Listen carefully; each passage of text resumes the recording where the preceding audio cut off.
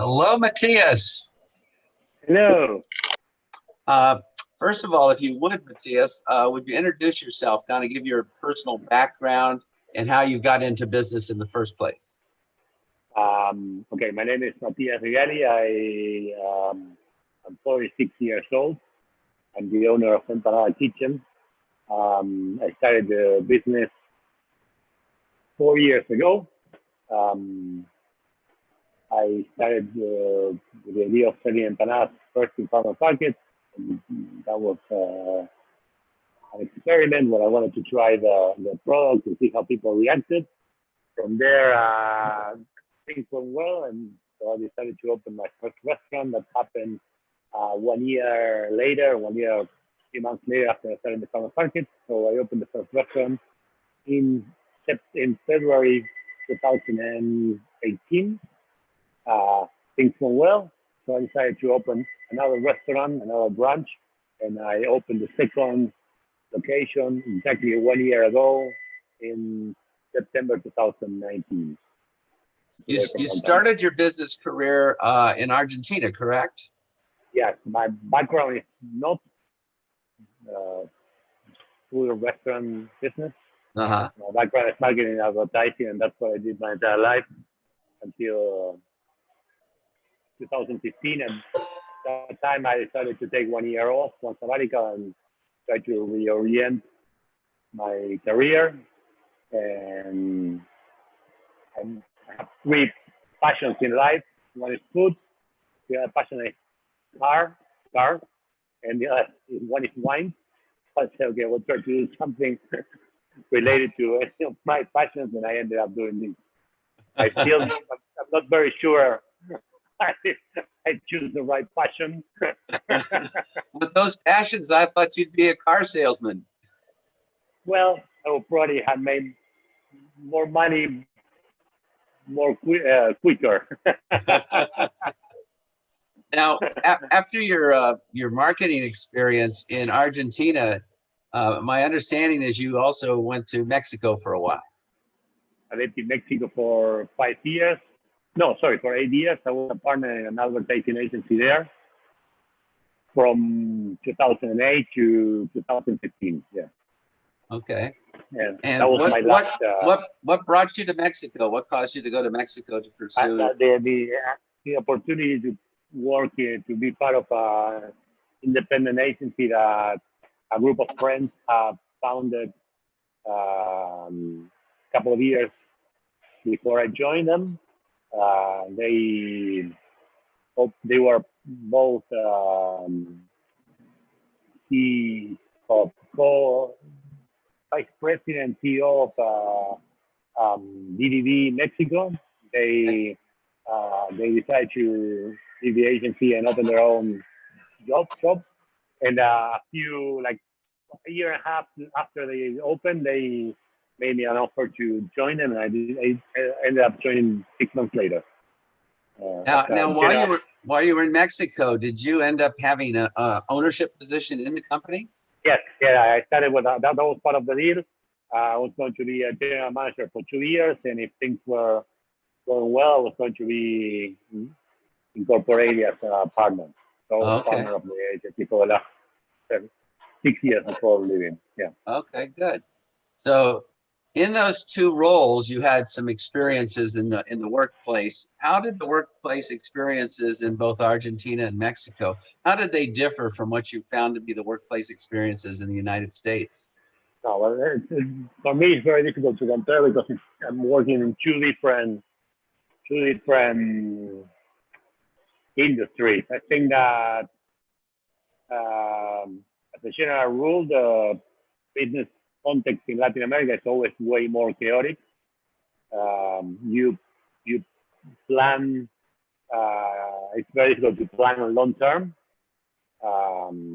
You on the you are very used to making very quick decisions and in a very short period of time.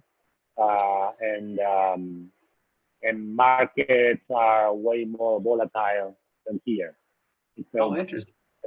I think that in general, in every industry, I think that the U.S. gives you the biggest difference is that you can plan here. You have you can plan long term. So And would you say then that the business climate in the U.S. is more predictable? more predictable, way more predictable. Okay. Yeah, I think it's the U.S. If you, particularly if you had training in a turbulent market like Argentina, doing business in the U.S. it's always a pleasure. Bureaucracy is I don't know how to say, but way more organized. Bureaucracy is less bureaucratic. But for example, I don't know, at this point, I've been already been through the process of opening 2 different companies, getting 3 permits from the health department from different part of the business. I don't know, opening bank accounts, getting licenses. Everything is doable. Dealing with bureaucracy in Latin America, and I think particularly in Mexico. Mexico can be a nightmare when you wanna do whatever. It's very difficult, very difficult. Yeah, I think here the rules are clear, and you are interacting with people that know what they have to do, what their position is, and it's always everything has been easier for me. Except for a couple of exceptions. Of course, there are always exceptions. Yeah, the bureaucracy, the system is easier to navigate here than in Latin America. So are there more hurdles to overcome in Argentina and Mexico than there are to overcome in the U.S., or is the U.S. a little more stringent? Oh yeah, absolutely, absolutely.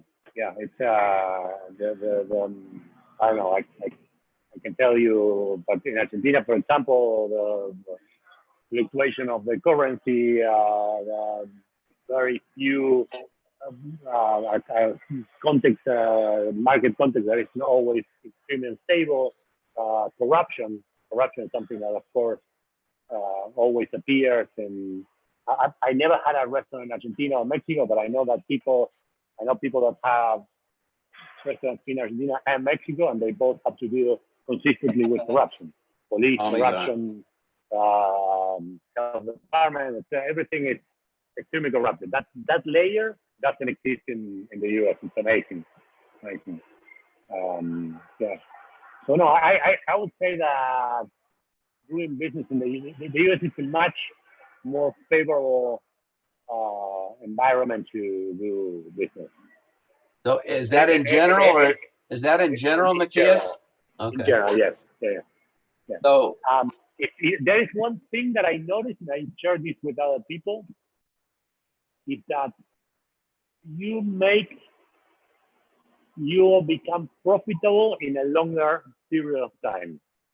In Latin America, you are used to, because you don't know what can happen next. You are used to making money quickly, basically, faster. Here, and that's something that it took me some time to learn. It took me over almost 2 years to be profitable. Yeah, I don't even remember, but yeah, let's say 2 years. And of course, 2 years. Since I started in the farmers market until I was able to take some money out of the company, it was over 2 years. That in Latin America probably will not happen. You either go out of business very quickly or you start making money very quickly. Yes. That's something that What's the reason why it takes such a shorter time in Latin America? I have no idea. I think that one thing that I could tell you in my case is that I probably underestimated the initial cost. Starting a business here, of course, is way more expensive than doing it in Latin America. Way more expensive. So, of course, if you don't calculate the initial investment correctly, your expectations are going to be. And then, in my particular case, I did a business plan calculating initial investment. Well, you know the business very well. I thought that was going to be buying into the restaurant, the lease, and then doing some improvements and starting the business. And the reality is that at first 6 to 10 months into the business, I was constantly buying new equipment, replacing things, fixing things that have not been done correctly in the business. And of course, that in my personal case, I think that it's also the learning curve, and because it didn't happen in the second location, it didn't happen. The minute we opened, Okay. we didn't have to invest. But those are things that have to do with the mistakes that you make when you're learning. So how about the workforce? Do you notice a big difference between the quality of employees in South America or Middle America versus the US? No, honestly, no. I don't. I could not tell you right now. I'm the segment of age that I'm dealing with has the same flaws everywhere. I got you. Well, let me approach the question from a slightly different angle. Are the employees in the United States, do they have more protections as an employee than they do in South America? No? No. I think it's the contrary. Oh, I really? think the context in the US is pro business, and the context in Latin America is pro employee. Oh, can you give an example? Yeah, very clear example. When COVID started, I was surprised with how easy you just basically, it was not the case, our case, but how people just fire everybody. And restaurant owners and other colleagues or other industries, people just from one day to the other say, okay, you know what, there's no working. That in Latin America, and once again, particularly the markets that I know, which are Mexico and Argentina, all the rules are way more protective of the employees. Okay. Just to give you an idea, Argentina is way more protective than Mexico. Right now in Argentina, there is the Congress mandated that firing people is forbidden by law until the end of the year. I'll be darned. Imagine the cost, the load that generates on the company. So, and the company's required to come up with the funds to pay the people. They have to find a way to pay people. So what is going? It's crazy because what's going on. I don't want to get into details because I'm going to get mad at my country. But what's going on is that a lot of companies are choosing between going bankrupt or paying employees. That's it. It's crazy. It's absurd. Has the government stepped in to kind of facilitate those payments? Yeah. The first few months they were helping, particularly the lower income positions for the low. And I know that the last couple of months have been more complicated. Now, how about diversity in the workforce? Is that an issue in Latin America as much as it seems to be an issue here? Not because there is not so much diversity. In Argentina, there is no diversity. It's the less diverse country I can imagine.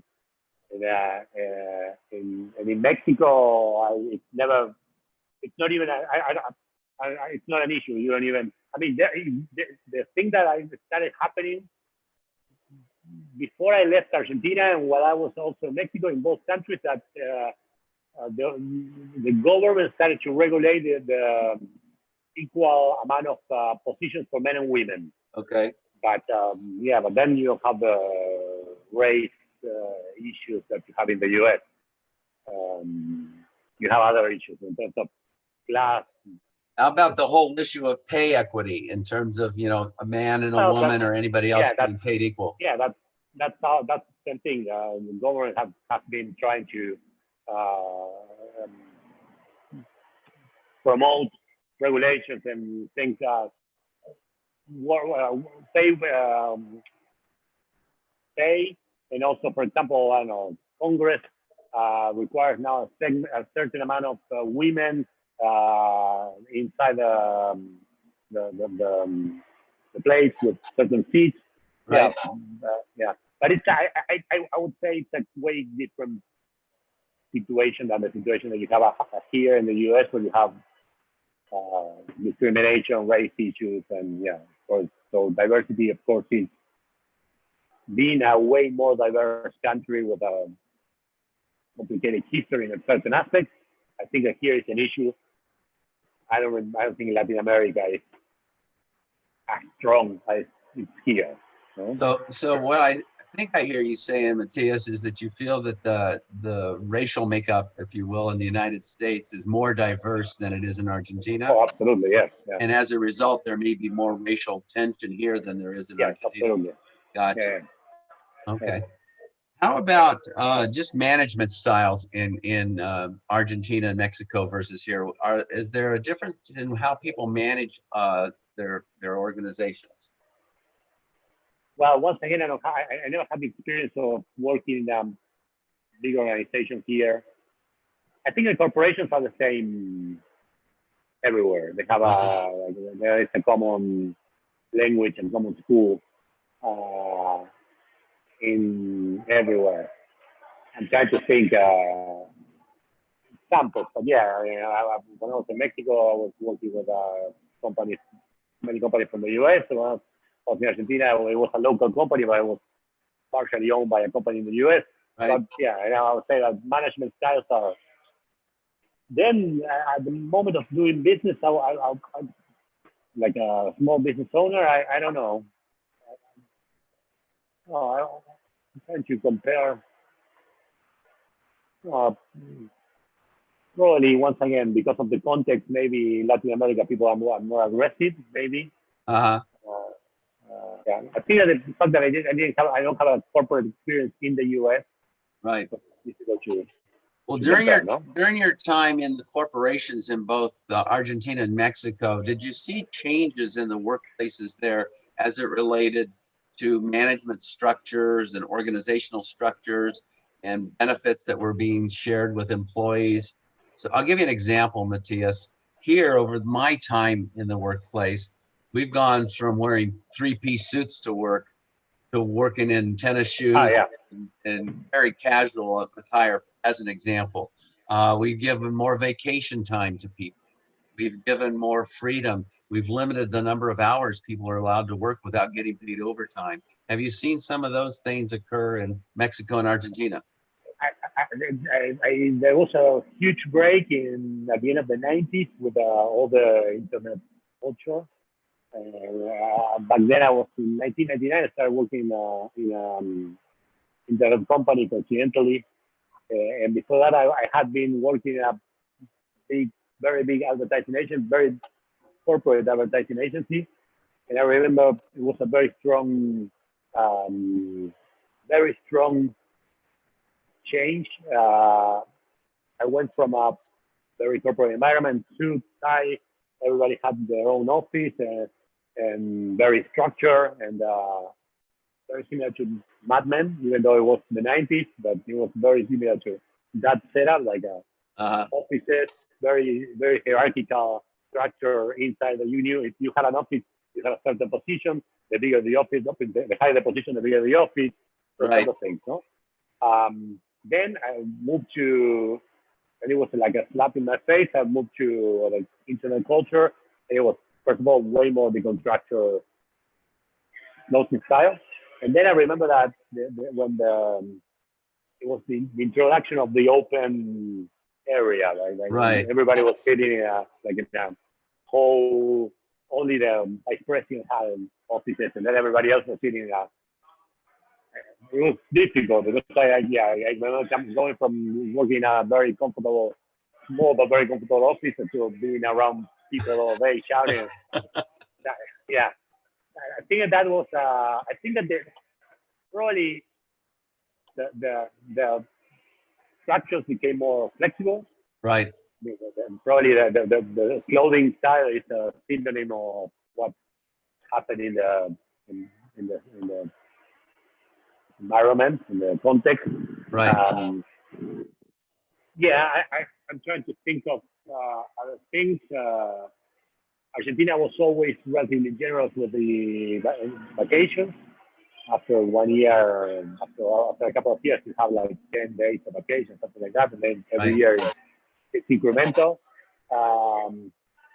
Then I think there was a huge change from the 90s to the 2000s, from that culture of that's very particular from the Generation X that we, of course, inherited from the boomers, working, being the workaholic culture, like working 10 hours, 12 hours, like nothing. I remember when I entered this agency, it was the number one agency in Argentina in terms of sales and everything. It was a very nice place to work. I entered there in 1995. I remember that the hours were 9 to 7. At 7:30 and 8, the agency was still working as a regular day. If somebody left at 7, it was not working as much as it should. And I remember that was, yeah, I don't know, it was very strange.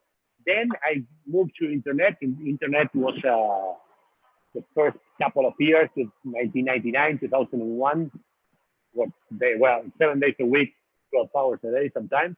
I remember sleeping in the office many times for presentations.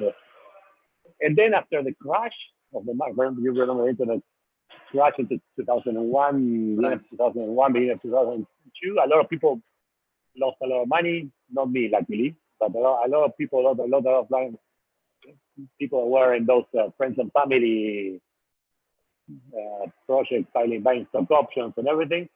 And I feel that people after that became way more. There was a huge change, particularly in the company where I was back then, merged with brick and mortar, with a cable production company, television and radio. And I remember that everything slowed down. I went to work in 5 days a week, 8 hours a day, eight and a half. Wow, what a change.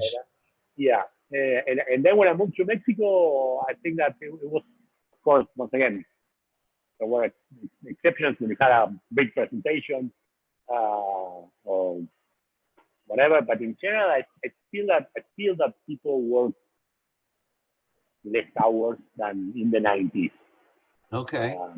But then once again, that's my personal perspective. I'm going to share with you a little bit of my experience in Mexico City as an example of what I saw, which I thought was very interesting. Is I was used to, if we're going to have a meeting at 8 o'clock, we're having a meeting at 8 o'clock, and I'd show up early. I'd show up early.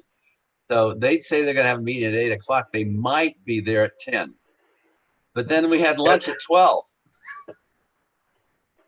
And then we went to dinner at 5. Yeah. No, it's there is a curse, which is traffic. So traffic is the best excuse to be late everywhere. Okay. Because actually, traffic is an actual problem. You go from your office to your client. It might take 30 minutes on a normal day, but then if something happens, it might take 3 hours. And it happens. Once a week, something happens. I'm sorry, every day something happens, but once a week. So it is a genuine problem, and of course, people take advantage of that a lot. No? A lot. So the rules about being punctual are way more flexible. I got you. Okay. Being an advertising agency, being the person providing a service, we were way more careful with that.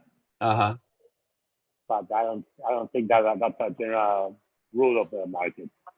There is more flexibility.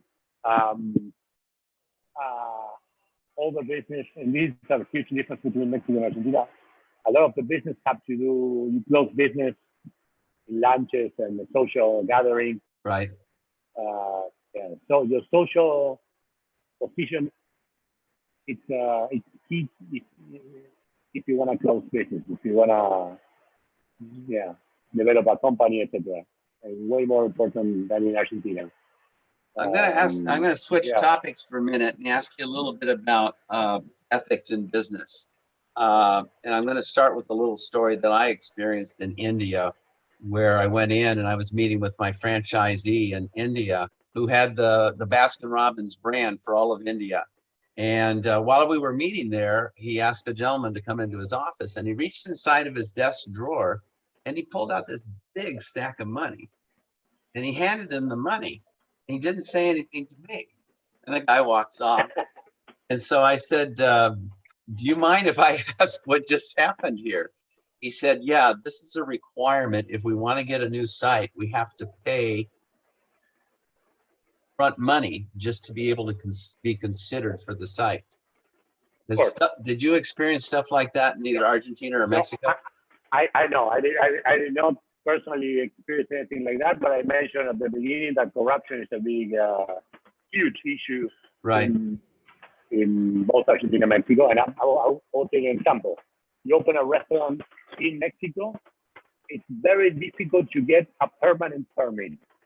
So what you get is based on corruption. Basically, you get a permit, okay? Uh-huh. But the problem is that you make an investment, you build a restaurant, et cetera, and you're all the time depending on on the edge of the disaster, because you never have a paper that says, I have the legal right to develop this business in this site. Everything is based on corruption, basically. Right. So does that mean you had to keep making payments? Yes, exactly. So, I mean, once again, here you have to pay the health permit every year, but I go to the health department, I pay $800, $1,000, whatever, and I have a paper that says I have the legal right to develop my business here. Right. There, you don't. So interesting. Corruption is so strong that, of course, it's very difficult to. That's the only way to conduct business, of course. But I personally have. That's an example from the restaurant industry because that I know firsthand because I have friends there. Uh-huh. But in advertising, it never happened. It never happened to us. On the contrary, we participated in a couple of pitch or I don't know how to say bids for things that governmental organizations. So we were invited without knowing anybody, and we participated in many, and in many we didn't win, and in a couple very important ones we won. We were expecting that we would never win because we had assumed that everything was arranged. Uh-huh. And we worked with the state organization, very important state organization for 2 years or 3 years, and nobody ever asked for a ride. Okay, so, good. But I think that's an exception to the rule. All right. So the other thing is in business in general, we've seen changes in the way business is conducted due to technology changes. Have you noticed over your career things that have occurred in technology that have changed the way you conduct business? Of course, I experienced the introduction of the email. So that's a good point. That's an excellent one. Yeah. No, that's I think that was huge. When I started at the agency in 1995, there was a secretary pool. There was an office with 4 or 5 secretaries. So basically, and then they had a printer, a set of printers there. And so what will happen is that if you want to submit people, if you want to organize a meeting, you would write a memo, print it, and according to the amount of people that you wanted to invite, you have to make that amount of copies. You know what I'm talking about because you lived it. And then, you will call the secretary and say, "Hey, I just submitted a request for a meeting with that." So the women, any of the women will, because there were 4 women that were working for everybody. So they will grab the pile of 6, 7, whatever, and go office by office bringing the memo. That was amazing. And that very year, they started with an internal email. It was connected to the internal network of the agency, still not connected to the internet. So I remember with Lotus Notes, was we started to be able to send emails, internal emails, and um, uh, set up meetings, scheduled meetings on a it was like a huge break. Everybody was like so excited. Then the following year, I think it was '96, they connected the email to the email of the agency to the internet. Uh-huh. Interesting. Now, the other thing the other thing that's come along since you've been working too has been the cell phone. Now, I would think that changed your business dramatically too, didn't it? Well, speaking of advertising, before the cell phone, it was all the. And I didn't see I saw the last age of analog / digital. And I remember I was one of the accounts that I was working for was a supermarket. So every 15 days we had to work on the catalog for the offers. And something like, as a matter of fact, a local supermarket that was acquired by Carrefour, the French. So every 2 weeks we had to go to the market, pick up all the products for the photo shoot, go to a guy that will do each one of the photo shoots. The guy will then develop each one of the photo shoots in a one plate that we had to take to another place where they scan it. Each one of these things will take in 1 day at least, no? Right. These guys will scan it. The picture will go back to the photographer. The guy will Photoshop the scan, and then we were loading each picture, each one on a very low capacity hard drive, back to the agency where the guys will work on the edition of the catalog. All the previous work to the edition will take maybe a week. And now I know that was in '96. I left the agency in '99. At that point, we were already doing digital photography. Right. So we'll take the picture, go directly to the Macintosh where they got. So we had 3 days left. So the way the technology improved our particular communication is fascinating. So what about technology in the restaurant business? Have you noticed that there's some things that are really going to dramatically affect how you conduct business in the restaurants? Well, but I don't know how it used to be before, but I think that the POS system, the amount of information that it integrates is fascinating. I remember I had that experience with my wife's mother. She has a pizza shop in Orange County. She used to use the old school POS system, and now the one that I have I'm obsessed with the metrics that you get from. Right. And I think that's a very since peak hours, returning customers. I don't know, a lot of information that you can get from there. You can bury yourself in data, can't you? Yeah. If you get too crazy, you're ruined. Yeah. Yeah, exactly. Because you know how the restaurant business is. You always want to know why the restaurant is empty on a Saturday and full on a Monday. So you start doing all these things. So when you have data, it's way more. You have way more possibilities to get and do. And then all of a sudden, that same data next week changes. So yeah.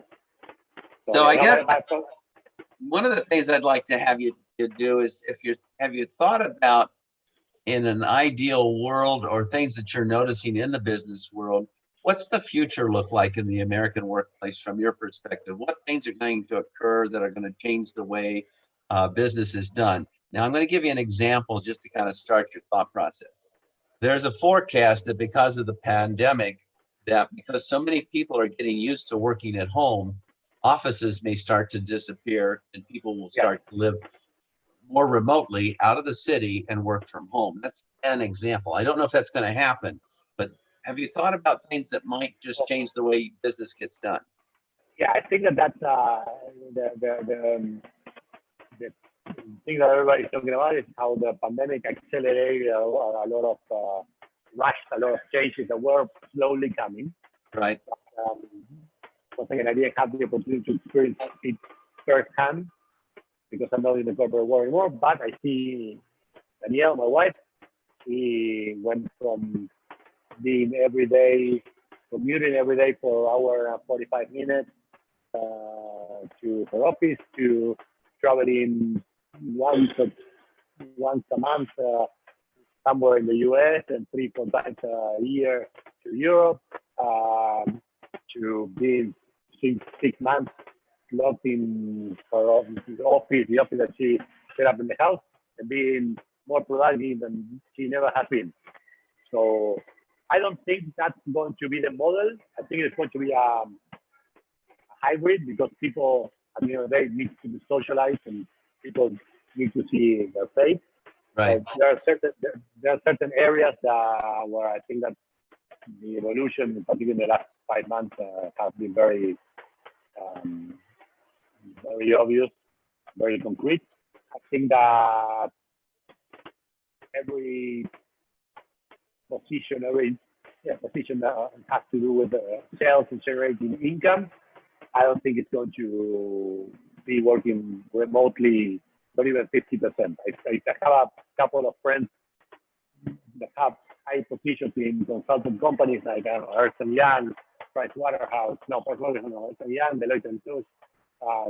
My former friends working in the agency, and they told me that it's very difficult to generate business in this context. It's very difficult.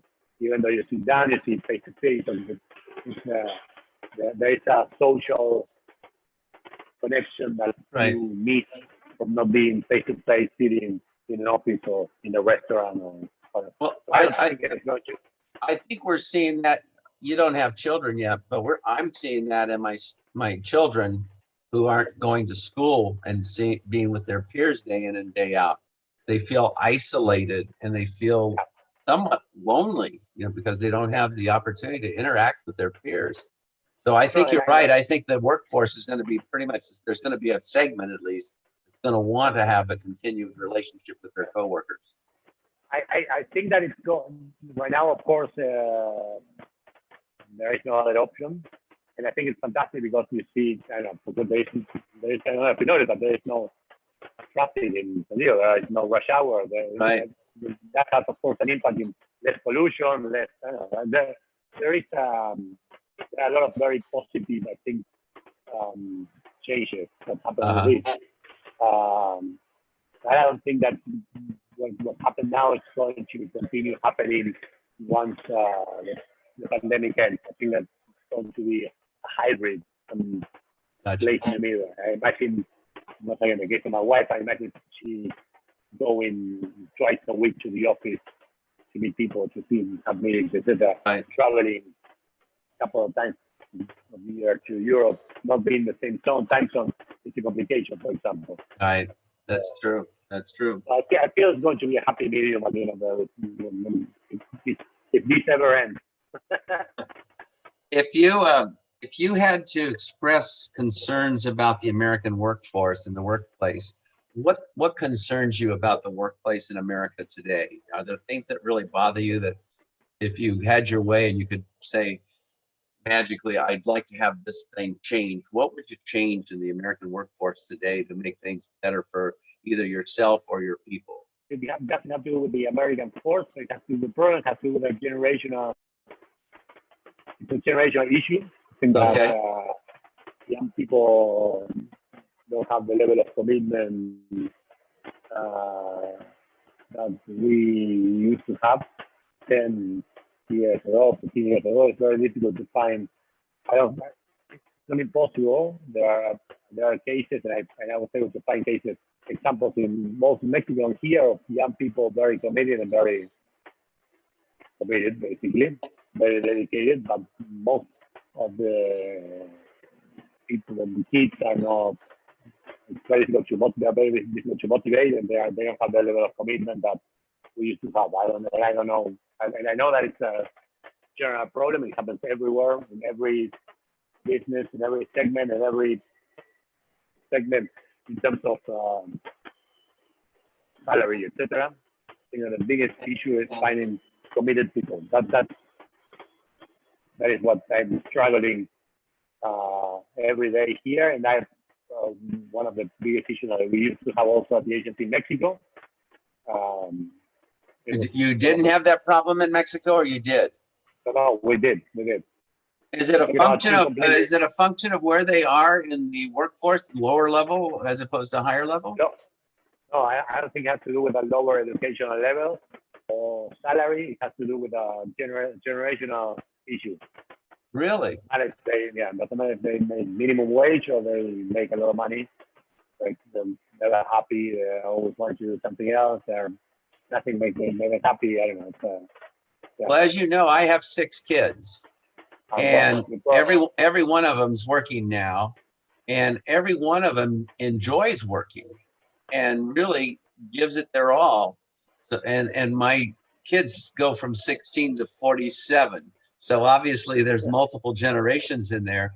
So I, on a personal level, I haven't experienced what you're talking about. That's what's interesting to me. You have never experienced that? Not with my children. With your kids, okay? Yeah, with my kids.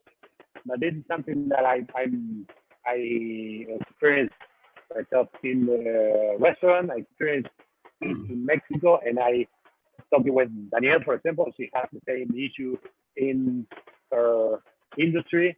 So what group are we talking about? Are we talking about the millennials? Yeah, yeah, probably that. I would say, well, remember that there was a very short generation, the Y, right, between the millennials and the X. I think that's where that was the biggest change. Okay. And then I think it got stronger with millennials. Gotcha. That's apathy and lack of interest in personal development, and they see they are not as passionate as we are or we were with the corporate world.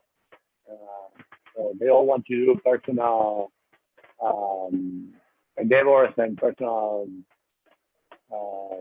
projects, but I don't know. I'm not very a huge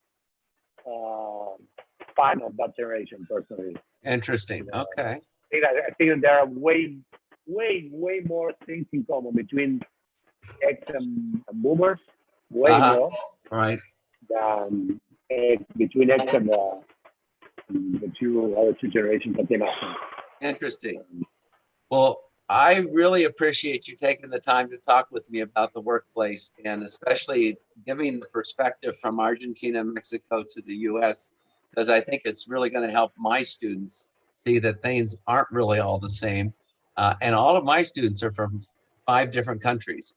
So it'll be interesting as they talk about their experiences and then hear about yours, how they come together. And I'll give you a copy of my book when I write it. Okay, thank you. Thank you very much, Matias, and say hello to Daniel for me. Always a pleasure. Say hi to Stella and the kids, okay? Okay, take care, Matias. Bye-bye.